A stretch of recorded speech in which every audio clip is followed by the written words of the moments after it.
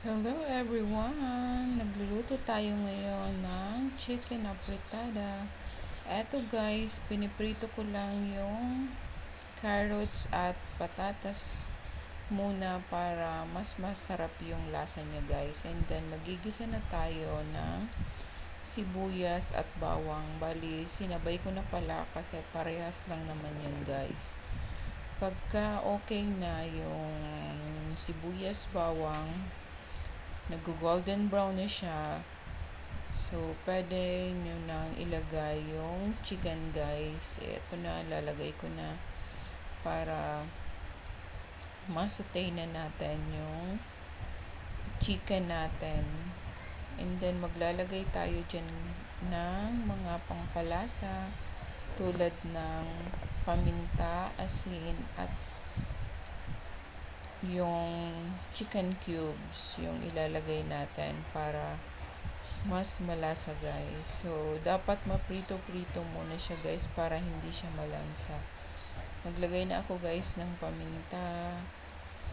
Pamintang durog pala yung nilalagay ko guys kasi mas nalalasahan ko yung konting anghang niya guys. Eto guys, medyo naprito-prito ko na yung chicken guys.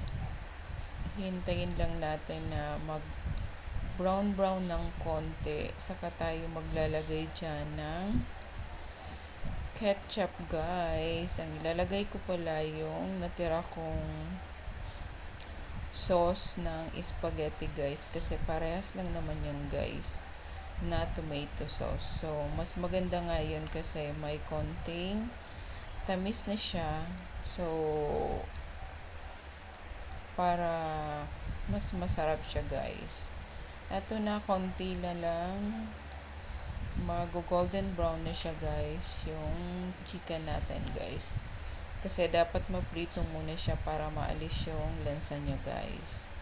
And then after that, maglalagay naman tayo ng konting suka para hindi siya agad mapanis guys. So eto na guys yung chicken apretada natin guys. So konting-konti na lang, luto na siya.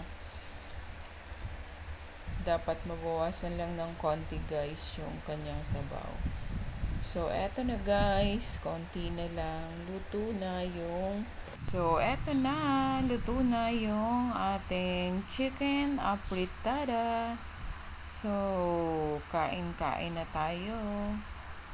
Ang sarap niya guys. Ay, naglagay pala ako guys ng bell pepper para mas malasang malasa yung chicken apretada natin at ang bango niya. So, ang lasa niya guys is medyo manamis-namis ng konti. Yun lang guys. Bye-bye. Thank you for watching everyone. Thank you so much.